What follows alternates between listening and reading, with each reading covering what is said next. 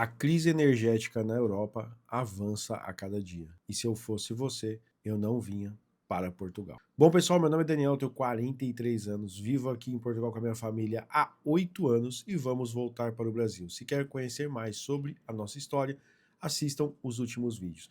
Bom, desde já peço desculpas, estou com alergia, estou falando e respirando pela boca ao mesmo tempo, né? Tá tudo congestionado. É um problema que eu sofro aqui em Portugal desde que eu cheguei aqui. Então é época de primavera e eu tenho alergia ao pólen. E todo ano é um sofrimento. Bom, direto ao ponto, pessoal. Antes de falarmos sobre o problema da atualidade, né, que todos estão vendo, todos estão assistindo, não é novidade para ninguém, né, o conflito aí dos Estados Unidos com o Irão e o quanto isso está impactando, né, no transporte e na importação do petróleo. Petróleo este que não só afetam as bombas, né, de combustível, os veículos, mas também os alimentos, porque tudo hoje está relacionado, tá tudo gira em torno do petróleo. Então, impactou o petróleo, impacta a economia, impacta o alimento, o custo, enfim, tudo. E obviamente, no nosso bolso. Pois bem, antes disso, eu comecei o vídeo com este equipamento aqui, né?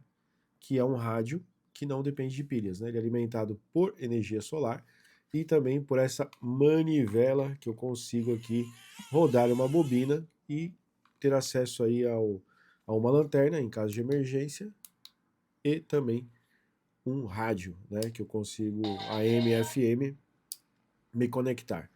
Óbvio que em caso de uma crise energética, um apagão, dependendo do tempo, nem o rádio, né, analógico aqui vai me ajudar por muito tempo, mas pelo menos a lanterna vai me ajudar. Bom, ano passado, né, completou agora em abril, dia 28 de abril de 2025, nós tivemos um apagão aqui em Portugal, consequente a um problema técnico da Espanha, né? Fomos tomados ali de surpresa, né? Eu estava no trabalho e de repente apagou, e quando a minha internet funcionou, acho que por mais 40 minutos, não chegou uma hora, logo em sequência também já caiu o sinal de internet, e ficamos ali quase 12 horas, de 10 a 12 horas sem iluminação. Naquele dia eu fui até o mercado, porque eu precisava e com medo, não sabia quanto tempo aquilo ia durar, e fui atrás de alimentos, né, enlatados, mais arroz, mais feijão, óleo, aquelas coisas, né, que não dependesse de geladeira ou frigorífico, né, para se armazenar. E eu já me deparei com, com uma crise, né, de abastecimento em poucas horas de apagão. Por quê? Porque o ser humano, como eu, já entra o modo desespero e vão todos, né, às prateleiras do mercado. Então, já quase que vazio o mercado. Eu acho que o apagão ocorreu por volta das 10 horas, não era nem 11 horas da manhã, e eu fui ao mercado, era umas 3 horas da tarde, e já quase não haviam produtos enlatados, né? As pessoas comprando mesmo de caixa, de pallet, e já você já percebe aquele comportamento, modo sobrevivência do ser humano. Pasmem, 5, 6 horas depois do apagão. E aí eu me pergunto, né, se apagão demorar 24, 48 ou 72 horas? Aí vai começar a acontecer aquilo que nós estamos acostumados a ver só em filmes, né? Aquele modo sobrevivência, saques, roubos, furtos e até assassinatos, né? Porque o ser humano realmente ele entra num modo de sobrevivência. E passado, né, este apagão que aconteceu aqui o ano passado, em 2025, eu adotei algumas práticas, né? Passei a ter um kit de sobrevivência. Então, eu tenho, além desse rádio aqui, eu mantenho aqui um kit de sobrevivência de alimento. Então, eu tenho alguns produtos enlatados, arroz, farinha, óleo, açúcar, café, uma série de produtos, né, que eu consigo estar trocando, né? Conforme eu vou comprando mensalmente, eu vou consumindo aquele que está no kit, mas eu vou fazendo essa substituição para manter sempre o mais fresco possível, ou dentro da sua validade, né? Mais fresco não, que são produtos é, não perecíveis, né?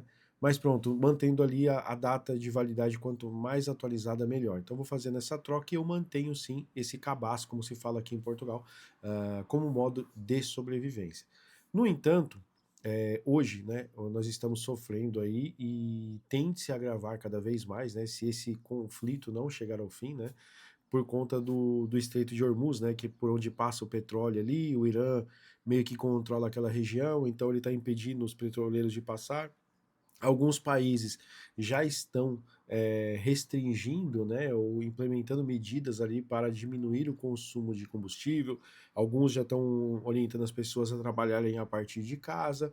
E as companhias aéreas, né, algumas já até cancelando alguns voos voos curtos, né, a longo prazo, já cancelando voos nos próximos meses, né, como a Lufthansa, e a União Europeia, né, cada vez mais se posicionando e falando, ó, realmente é um problema e temos a tomar algumas medidas, né, para se preparar para uma possível falta realmente de combustível.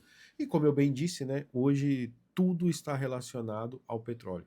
Para quem acha que petróleo é só legal, é só por conta do carro, não. A roupa que a gente usa está relacionada ao petróleo, o alimento, tudo gira em torno do petróleo no mundo hoje.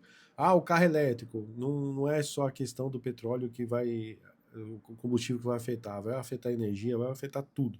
Então, quando eu falo, né, não venham para Portugal, é lógico que é de uma forma é, exacerbada, né? Mas eu, particularmente, independente de onde você seja e para onde você está pensando ir, eu acho que esse não é o momento, né, de deixar a vossa terra. Seja o português que quer sair daqui para outro país, seja o brasileiro que quer sair do Brasil e vir para cá ou para os Estados Unidos, eu acho que é um momento delicado e que exige um pouco de precaução, né? E uma mudança, né? Neste momento, eu acho que é algo um tanto quanto irresponsável. Por quê? Vou dar um exemplo. Eu tenho contato com a empresa onde eu trabalhava, eu tenho boas relações, eu saí de porta aberta, né? E desde que eu saí, a produtividade, né, o número de trabalhos diminuiu drasticamente em 70%. É isso mesmo. Porque a maioria dos 50% dos clientes dessa empresa, né, que é um laboratório de prótese dentária, faz prótese dentária para clínicas dentárias, 50% dos clientes são de fora de Portugal. Reino Unido, Alemanha, Suécia, Lituânia, enfim, diversos países, né? Arábia Saudita, né? Que nós atendíamos, deixaram já de fazer pedido. Por quê? Porque as pessoas que iam tratar de sorriso já começou, opa, não é o momento, né? Eu não sei o que vai acontecer. Então, assim, o próprio consumidor já tirou o pé, né? Já desacelerou e impactou diretamente as clínicas dentárias e está impactando também indiretamente os laboratórios de prótese dentária. Mais especificamente, estou falando nesse setor da qual eu estava trabalhando até o último mês. E aí pensa, né?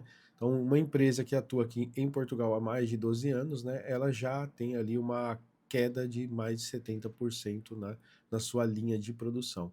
Os outros 50% dos clientes são aqui de Portugal, mas também já começaram a sentir, né? Então, assim, no momento que o mundo está hoje, as pessoas que têm plena sã consciência, né? Não é o momento de trocar de carro, não é o momento de viajar, talvez, não é o momento de mudanças. Por quê? Porque a gente não sabe o que vem pela frente. Então, talvez seja o momento de fazer aquilo que realmente é necessário, né? E as questões supérfluas, né? Quando eu falo supérfluas, é você consertar um dente por conta de necessidade é uma coisa. Agora, por estética, será que é o momento de eu colocar facetas dentárias no meu dente?